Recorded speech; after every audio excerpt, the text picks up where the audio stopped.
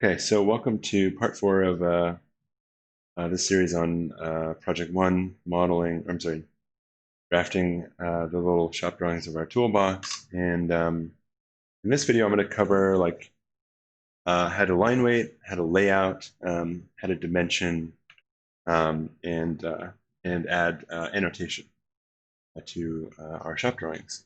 So over here in Rhino, um, what we want to do, first of all, is kind of start to set up our line weights. To do that, we're going to, our first step is actually going to be to make a layout. So if anyone is familiar with Paperspace in AutoCAD, it's kind of the same thing right now. The way we make a layout is we just click the little, down here where these tabs are, where we can scroll through our viewports, we'll click that little plus and we'll go to New Layout. So in here we can set a couple things. We can change the printer. We should always set the printer to Rhino PDF if possible. If you don't have Rhino PDF, you can use Adobe PDF, but Rhino is usually the best. We're also going to set the size of our page to 11 by 17 tabloid, and so the sizes will change depending on which printer you select. You'll also notice down here under custom, it actually says millimeters, and that's because, even though in the first video when we set the units for our file to inches, we only set up the units for our model space, which is where we've been drawing. So I can go to the same place again, just type in units in the command line and press enter. And under units in the properties panel, we have model space, which is where we've already set our file to inches. And we have layout space, which is where we're going to set our file to inches. And the layout space, just click yes. That shouldn't come up for you if you haven't made a layout yet, but just click yes. And then now I'll go down here and I'll click new layout. So now you can see our units already set to inches. Once again, we want to be in Rhino PDF, 11 by 17 landscape. And I'll show you what detail count means here just in a second. So we'll click OK. Okay, and so now we're in a new viewport. You can see we're down here on our page 1 viewport. And when we move around, you can see we have this little white rectangle, and that's actually our page. So this is like a size 11 by 17 page. So imagine this is your paper when you print it out. This is what it would look like. And within that page, we have this red outline, and that is something called a detail view. And a detail view is like a little window, like a little portal from our layout into our model space. And so we can kind of crop, we can move it around, we can change the scale, importantly, of how we see from our paper into our model space, and that allows us to like lay out multiple drawings and put things at different scales, and so on and so forth. So when I select this detail view, in order to set a scale for it, and if you refer back to our assignment sheet, you'll see under deliverables each drawing has a scale assigned to it. Now this has recently been updated, so make sure you're working with the most current version. There were a couple of little issues with it. One of them was the scales were wrong in the last version. Anyway, so make sure you're on the right scale. So most of our drawings are going to be 1/2 inch equals 1 inch, and our connection details are actually going to be 1:1 because it's a pretty small object. So we're just going to work at a larger scale so we can kind of see what we're doing. So when I have my detail view selected, I'm going to type properties into the command line. And that should open our properties panel, and that's something you kind of want to keep open all the time. It'll be really useful for you. And that'll kind of give us different information depending on what we have selected. So without anything selected, it's showing us, you can see it's showing us information about what's on our viewport. If we went back to our model space, you can see there's different information. If I select my detail view, you can see again there's different information, different buttons at the top. And so normally the rainbow wheel is just kind of basic things like what layer is your object on, does it have any special properties. If we go to specifically the detail view for this guy, you can see under here we have an option to set a scale for this view. And so that'll change like at what size we're kind of looking from our paper space into our model space. And as I mentioned, most of our drawings are going to be at a 1/2 inch equals an inch. So I can go ahead and just type 0.5 and 1. Again, that's 0.5 inches on our page is 1 inch in our model. It's half of full scale. And, as long as we're working in full scale, which we have been doing,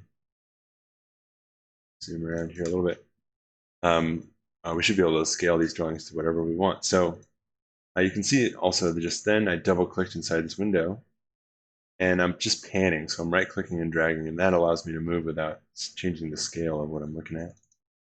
And so that kind of allows me to set, like if I want to show this drawing on this page, I can center that drawing. I can move the boundary of my detail view to kind of crop it. So what we want to do is we want to set up this view at the right scale, and then start to figure out what our line weights should be, right? Because we want to know not just how thick the lines need to be, at what they look like at the right scale.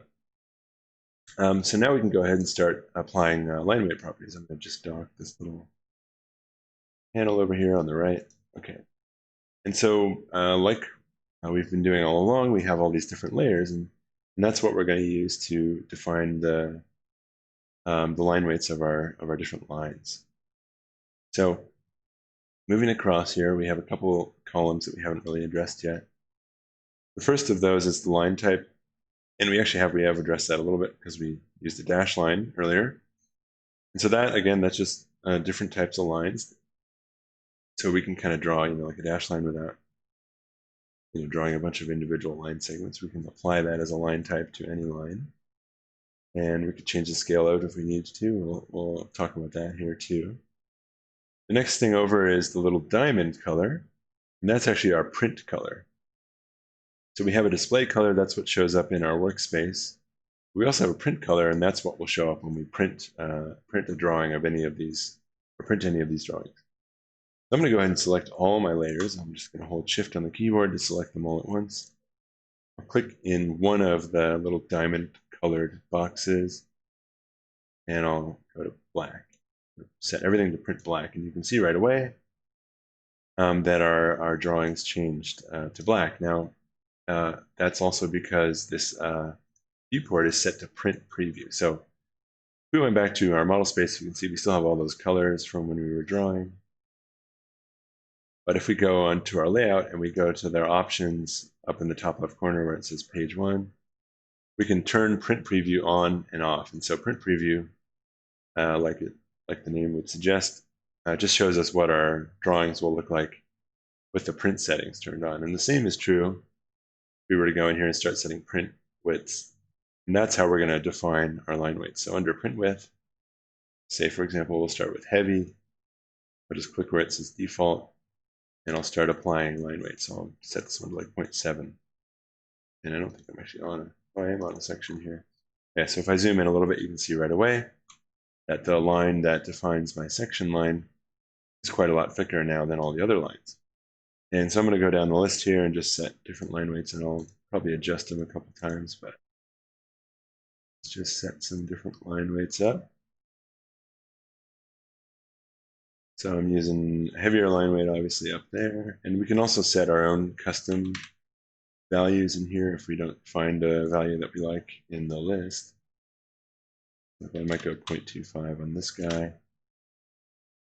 Okay, and so you can see right away we're starting to get this kind of hierarchy between the lines, which is great.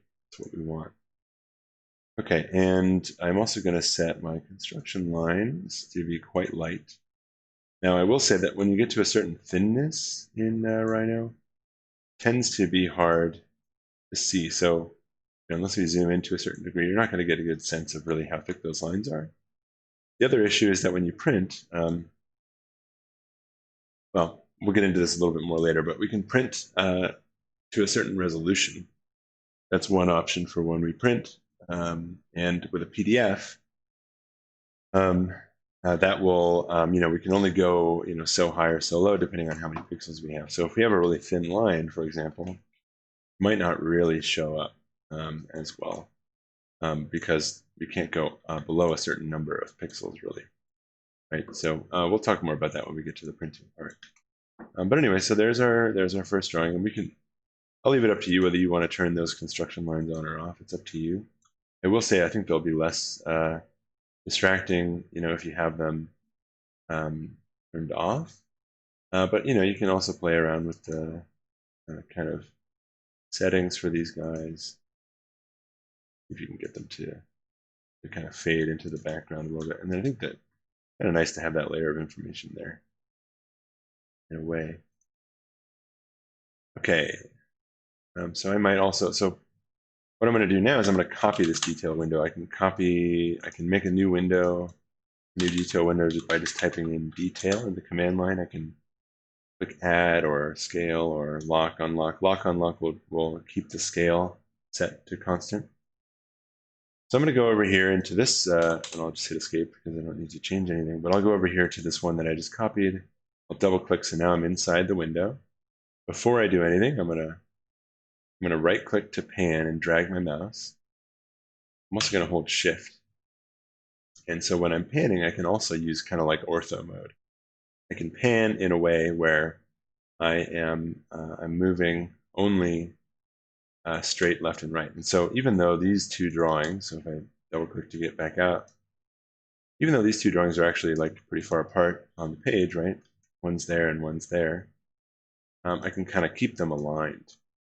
And I should also point out that these outlines won't print. The outlines that define the detail window, they won't print, so we won't see those. So it'll just look like these two drawings are kind of lined up to each other, which is great. And then I can also copy this, and I can bring it down.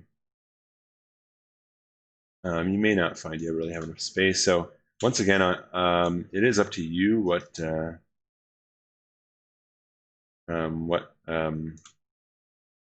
drawings you want to put on what pages, So it's up to you how you want to kind of lay things out. So for example, if I wanted to line these up now, one thing I could also do is I can move my detail window. So I'm using the command move. I'm not just dragging it.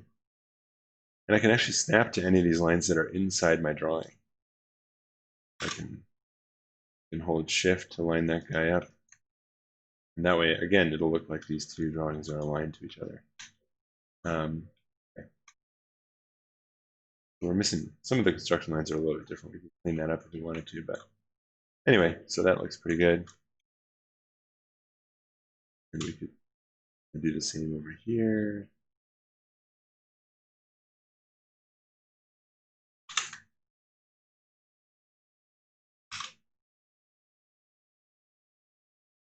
And we could even go in and like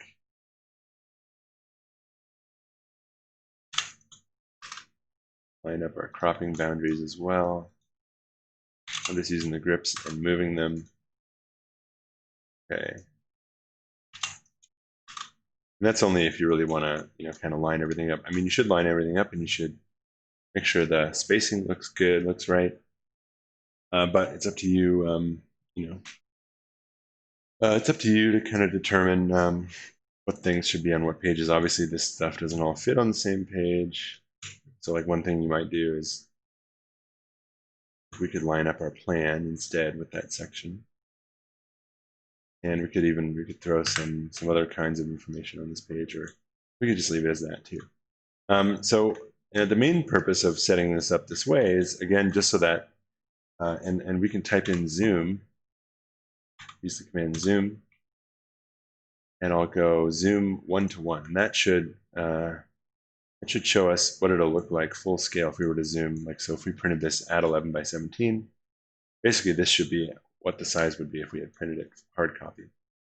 And so we can get a sense of how well those line weights read at the scale that we're actually going to print to, right? Because it's easy for these lines to kind of be too thick for what we want to show.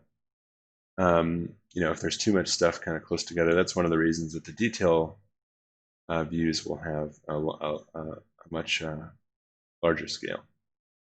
Anyway, so other part of this layout thing is going to be our title block. So again, if you read the rubric on the assignment sheet, you'll notice that it asks for a title block. And on T2L, under our Project 1 section, we have again a Rhino file, a 3DM file. called the shop drawing title block, so we can also just go ahead and download that file. And so I can open it up in my File Explorer. And just like I did with my hatches, I'm going to drag, oops, how did I lose my Rhino window there? I'll drag that right in. I'm going to click Import, not Open. And it should actually, as long as you're on your layout page, and so make sure you're on your layout page when you do that, it should go ahead and drop it right on in the right position there. And so what I would need to do is I need to fill it out, right? So first of all, I'd obviously have to make a little more space here.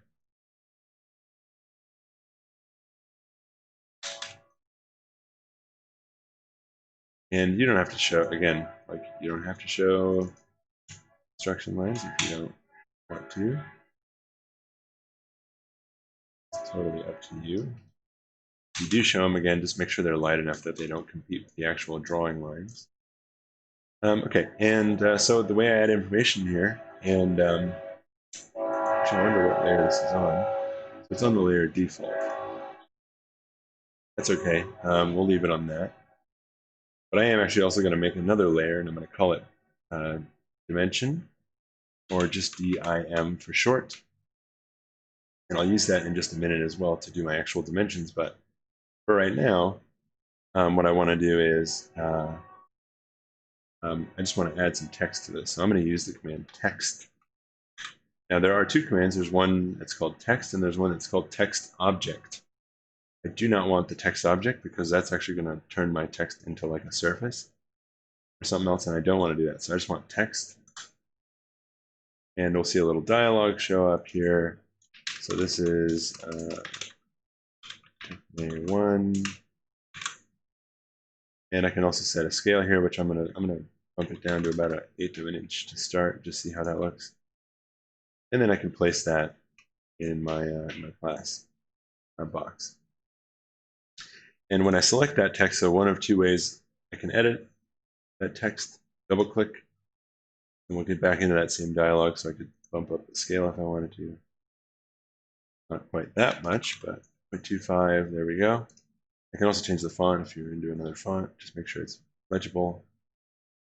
And as I go through, what I would do is I would just copy this, each little box. And I'm holding Shift to make sure things are aligned. We want to make sure our information is clean and as legible as possible. I'm going to call this page 1. I'm going to show, so under TA, you can write the names of your TAs. Under instructor, you write my name. In drawn by, you write your name, date, and under title, we're actually going to draw, we're going to write which drawings we have here.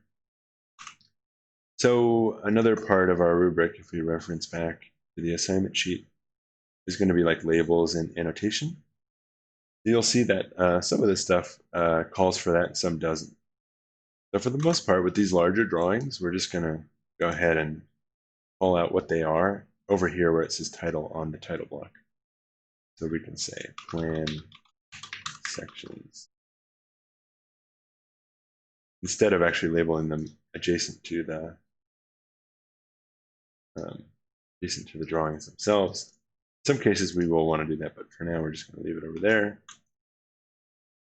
Okay, so that's pretty much how to do like the layout portion. And the other thing that we need to include, again, referencing the assignment sheet and the rubric, is dimensions. So we need to call out, like the drawings on your assignment sheet do, what are the overall dimensions of your object? And that's really critical for actually fabricating this thing, right? So I'm going to actually do my dimensions on my layout. I'm not going to do them in Rhino. I'm going to do them on my layout. So I'm going to use the command DIM, or dimension. I'm going to go under Annotation Style. I think I have to load this separately. So before I get to that, I'm gonna load a new annotation style in my Rhino. To get to that, I'm just going to type in options in the command line. Scroll to the top of my list there, And it's actually the very first thing in my list under Annotation Styles. You can see we have that default one that's already loaded. And I'm just going to go New. And when I click New, I'll have a bunch of built-in options that I can pull on. And I'm going to go for foot inch architectural. Click OK. And so I'm not clear on why that. I guess maybe I didn't click it properly. So it shouldn't say default 1. It should say foot inch architectural or template foot inch architectural. Okay, so make sure it's loaded. We can just delete this guy. What happened there? And I'm going to click it so that by default my dimension command goes to that. However, you can also go dim and you can change the style to whichever one you want. Now that it's loaded, we have both of those options in there. So I'll make a dimension, and actually what's nice about dimension, using the command dimension, is that, for example, if I wanted to show the distance between this point and that point in the horizontal dimension, I can actually click on those two dimensions, and this command will automatically figure out, going out kind of at a 90-degree angle, what the distance is between those two parts. So the way we would actually measure it when we're building, which is really useful. But anyway, so if I were to dimension something here, so this actually looks like a pretty good scale, but just to be aware, if you were to make a dimension and it was like really, really big, so what you would do is you could select that dimension, you could go in here and you could change the height of it, you could change, so even down here, you can change the scale of all kinds of different things to illustrate, so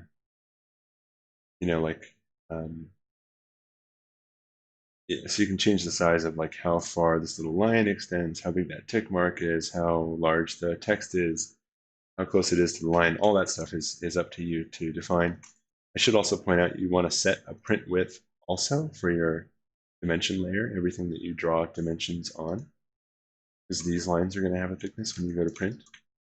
So we want that to be light, but not too light, so we can distinguish it from the rest of the drawings. And so you can edit the dimensions one at a time. Obviously, that's a huge pain once you start to have a lot of dimensions. So what I would do is I would, if I wanted to change the dimensions of any of this, I would actually just click the drop down and I would go to Edit Style. And so I'm actually editing this thing we call foot inch architectural. I'm editing it for every single one that I create. For example, if I change the size of the text, click OK, you can see that the size of the text for that dimension also changed. I don't really actually want to because I think this is pretty good, but anyway. The other thing to kind of pay attention to when adding dimensions is just to be mindful of like which drawings you're using to show which things, right? So as I go through, I don't need to necessarily dimension every single thing on every single drawing because that's going to get really confusing. I'm going to have a ton of dimensions on my page. It's going to be hard to read, all that stuff. So what I really want to do is I want to dimension things that are best seen in those drawings. For example, what's the width of that board, right? I can see it really clearly because in this one drawing, we're actually seeing it cut through where we're seeing it nestled inside that dado. So I would actually dimension it on this page. Maybe I'd do it on the other side. But anyway, so that's just to say we don't need every dimension on every drawing, just the pertinent ones to that drawing, or the ones that are best understood in that drawing. For example, again here, I would probably dimension this guy on this drawing. So we'd have to adjust.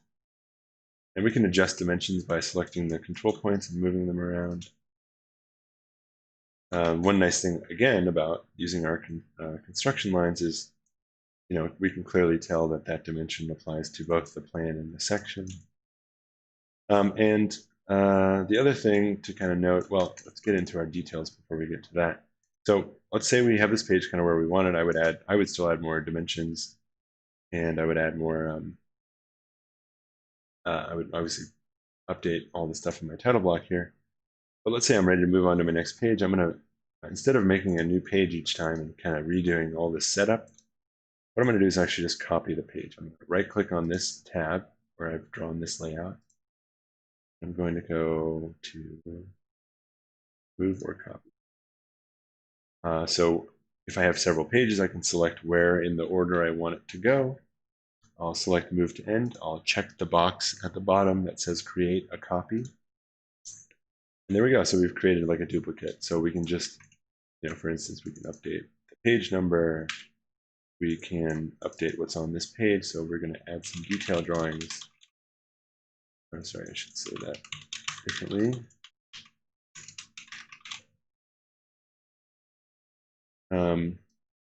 Etc. So we can kind of update stuff. And I would just use the same windows.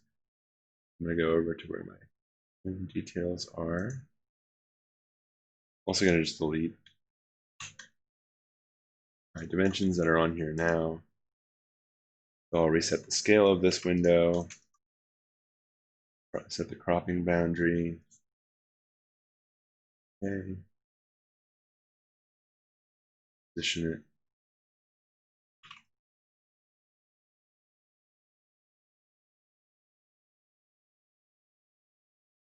We don't really have construction lines on these, so we'll just kind of keep everything evenly spaced.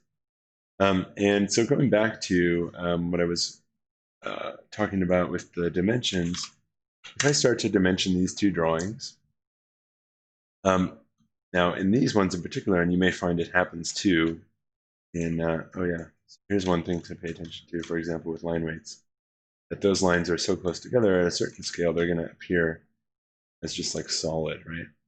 If I made them too thick, obviously they're starting to compete with the actual lines. And they're hatches, we want to keep them pretty light. So anyway, that's the kind of thing you want to pay attention to with using the right scale to set up your line weights. But anyway, so back to dimensions. If we wanted to have several kind of different sets of dimensions on a drawing, for instance, with this guy, we're going to want to show, okay, what's the size of that? What's the size of that? What's the size of that? But then we might also want to show like what the size of that is, right?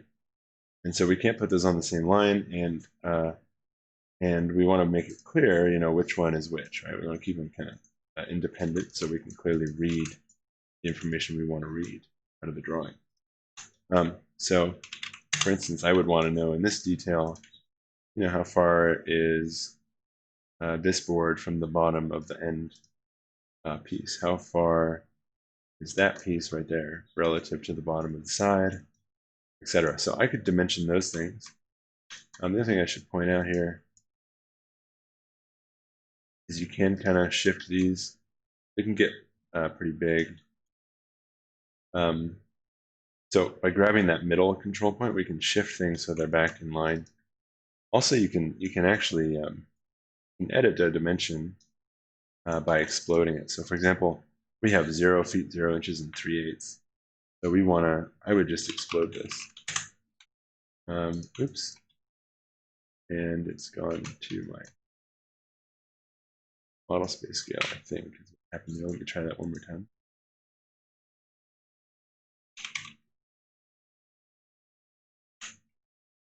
Okay, so what happened was when you explode a dimension, you want to make sure that the model space scale is set to 1. So model space scale basically means like how much bigger would it show up in model space if we were working kind of at full scale so that we could see it, right? This would be really tiny in model space. You don't really need to worry too much about that except to say if we wanted to explode this and not have it be huge, first we need to set the model space scale to 1. So over here in properties, under dimension, under the box marked model space scale, I'll set it to 1. I'll do the same for both of these. And then I'll explode them.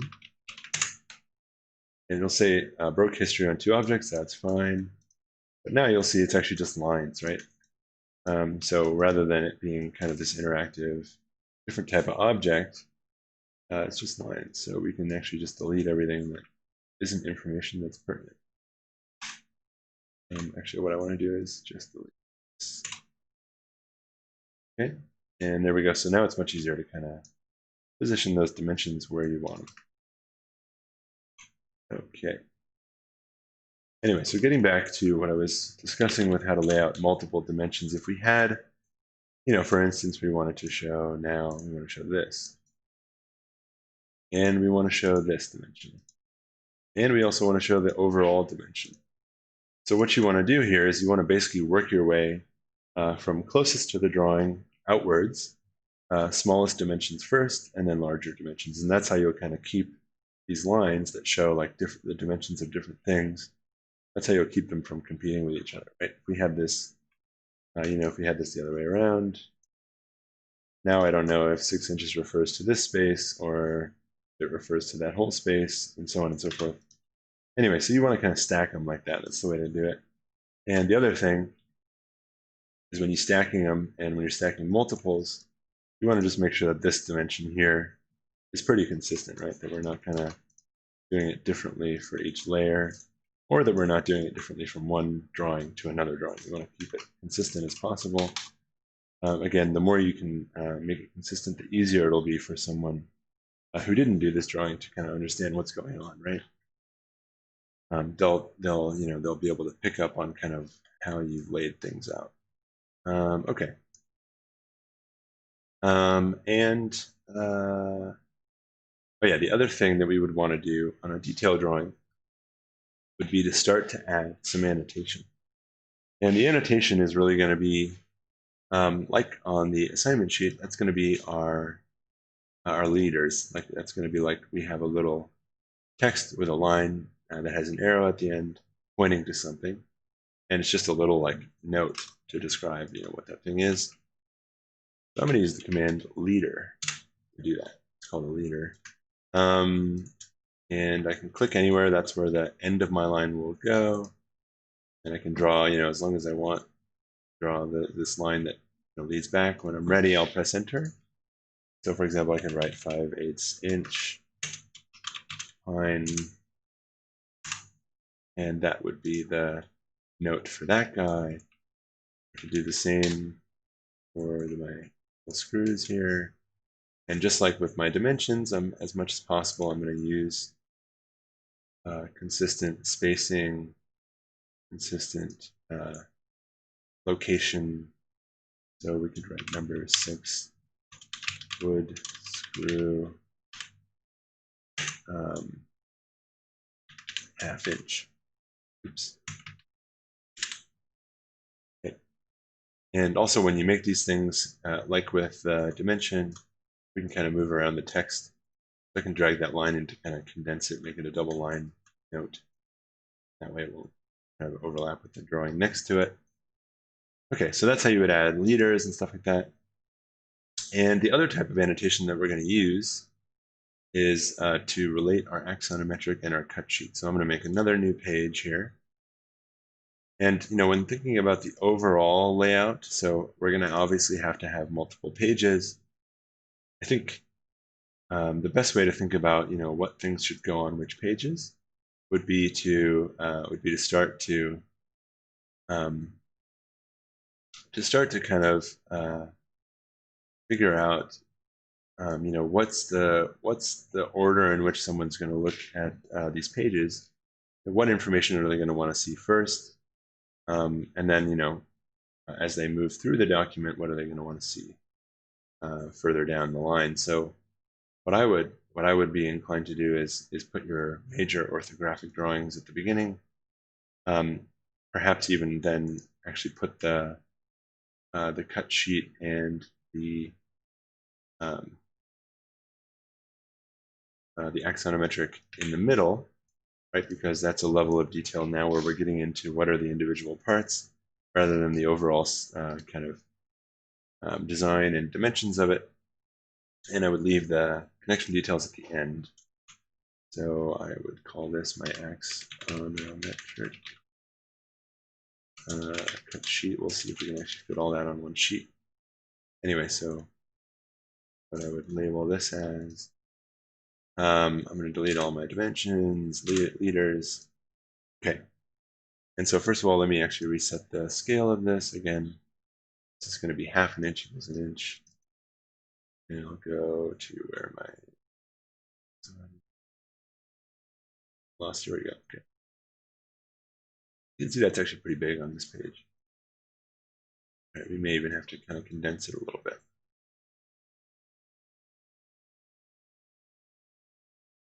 In fact, I'm not sure that's going to fit at this scale.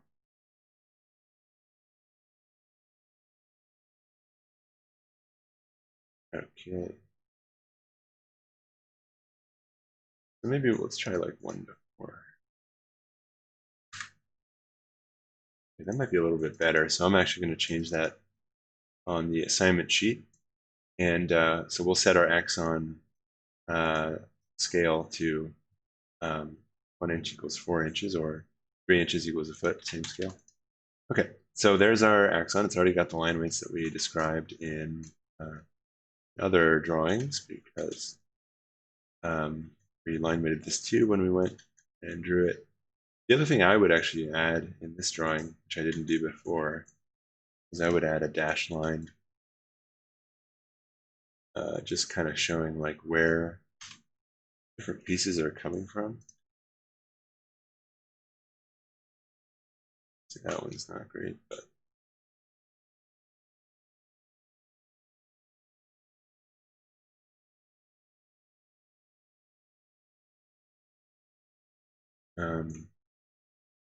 because it's an exploded axon,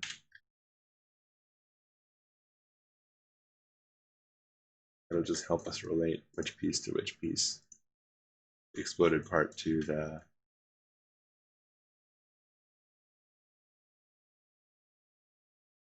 assembled drawing.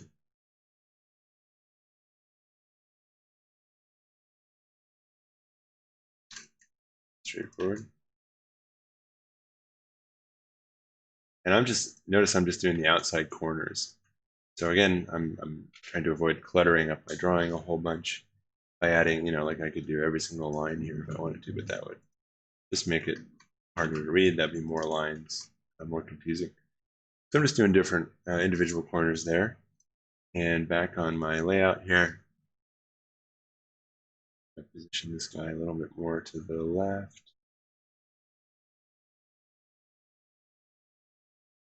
And I'm going to go to my cut sheet. I also, well, actually what I'll do is I'll just reorganize in model space.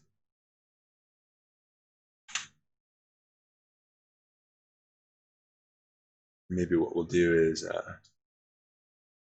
kind of line everything up to one side. That might be a little bit clean. Okay, and again, I want kind of relatively even spacing between things.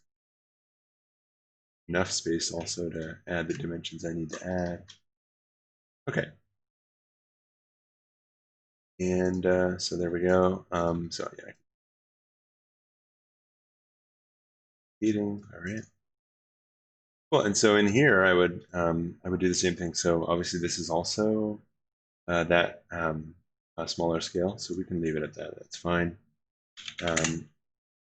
And I can add dimensions to these. I would, again, like my connection details, I would want to add as much dimensional information as possible.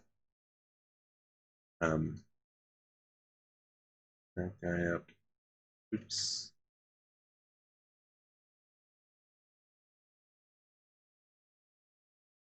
Again, this model space scale thing is something you could do by editing the properties of the whole dimension style. And we only have to do it once and never again. I'll explode that guy. Here we go. Okay.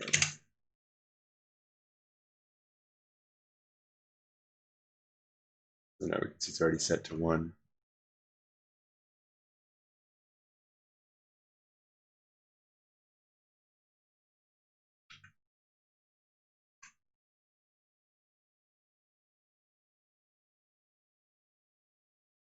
And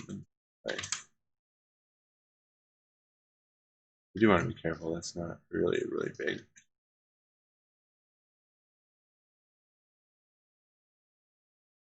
And another trick you can do is you can like dimension these things on different sides as well. That's getting too crowded over there. Okay. And so just like before, like I would add, like layers of dimensions and make it so that that's clear. That's actually all the dimensions we would need on this guy. The simple part. Somewhat true for these guys too. Like you'd want like all the kind of end dimensions, overall dimensions.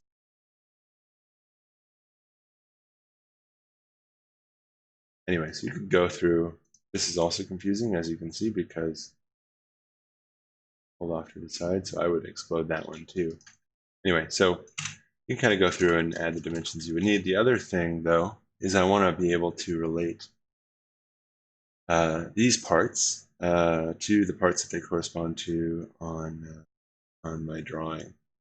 Oh, actually, this is incorrect. There shouldn't be a data there. Let me just quickly fix that. Okay. So what I would do is I would add a little text bubble.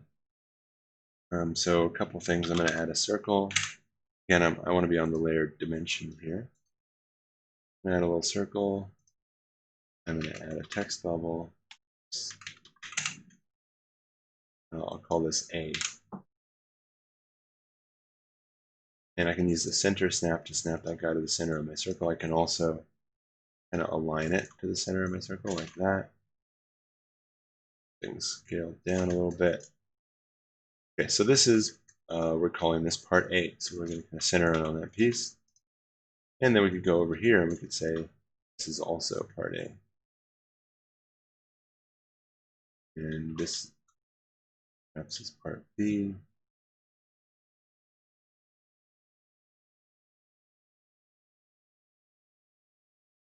And part C. And then the other thing that we might want to add is the number of these things that we have. So you could do that as well by just adding notes. So I could say part B.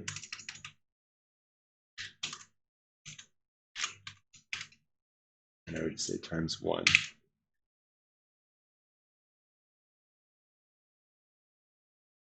And I could kind of do that for each one. Again, the more I can consistently space out the text, and I also want to make sure there's a good hierarchy between levels of information. So this is smaller information. This guy's part A. There's 2 of those. Right, so we could go through and label each part and kind of count them out. The other thing that I didn't explain is we can also use dimension radius. And that enables me to add a dimension to like a bend or a curve. Right, so like we have with the handle there, in the end we want to dimension the radius of that turn, right? Okay, so I think that should more or less cover kind of the layout and dimensioning and annotation. Obviously, you'll have to kind of complete your edition of this process. But when we're all done and we're ready to export these drawings, then I'm going to use the command print. So when I go to print, first of all, we should already be on Rhino PDF. We should already be on 11 by 17 because that's the layout settings. Now I want to leave this resolution. I want to take it down to 300 because that's going to affect the size of my file. I don't want my file to be too big. The other thing that I want to pay attention to here is the output type. So I don't know if you guys may have encountered this already, but a vector output is going to give us like lines. And I'll actually just show you what I mean by that. So when I go to vector output, I'm actually going to get a PDF that has the lines in it still. And like we could open it up in Illustrator, for example, and we could move the lines around. If I were to export it to raster, it's going to turn those lines into pixels. So it's going to turn everything into like an image. And again, the level of resolution will matter in that case. So I'll show you the difference in just a second here. Down here below where it says print color, we obviously want to set it to print color because that's how we set up our layers. Under view and output scale, I have the option. So obviously, we've already scaled all our drawings when we place them on the layout. So we're going to leave our scale at 1:1. That way we know our scale is accurate. I'm also, so right now I'm just on this one page and it's just trying to print that one page. I can change it to all layouts. So we can see here that'll print all those pages as one PDF. And margins and position, we don't need to mess with. Line types, line widths. You could use this if you wanted to apply like a global scale to line types and line widths, but we set all that stuff up before we went to print, so we don't need to touch that. Okay, so let me go ahead and do a test print here. And it should ask me where I want to save this. I'll just call it that. And it will automatically open. Let's open that PDF. Okay. So what is good to pay attention to? Actually, what I wanted to check as well was whether I had whether my construction lines look decent or not. Let me print again, but this time I'm going to print to raster. Again, it'll remember all my settings. So need to go ahead and change that one option. Okay. And so if I zoom in closely enough, you can kind of see that those are little pixels, right? Same is, so that's not true of my vector output drawing, right? Those are actually still lines. We could even import them back into Rhino. We could open them in Illustrator. And so they're a different kind of information. You can also probably tell. So this isn't always the case, but the vector output is a lot smaller of a file size. I don't remember. Let's just double check here. If I print. But yeah, that was on 300 DPI. You don't want to go any lower than 150, but let me show you what 150 would look like. So 150 is about where you'll be at with a lot of printers. If it's a higher quality printer, it could be much higher than that. But also with screens and with digital presentations, which will be most of what we're dealing with this semester, you'll find that 300, I mean. Okay, so there's our kind of zoomed in area. So you can see there's a lot less kind of definition, and we start to get a little bit of this kind of crummy gray area stuff happens. Again, this would be more than enough resolution to print to, but we want to just be mindful. And again, like the construction line widths, we want to be mindful of like how they look on the page when we go to print. So this actually looks pretty good, but I would actually be inclined to bump up some of the like the medium and the light line weight, so it stands apart from the construction lines a little bit more. But anyway, right. So that's a tutorial on printing. Yeah, I should mention, vector will be the best thing to go with. Just print to vector with this assignment. So rather than messing around with resolution, I'm just going to set myself to vector there. I'll print.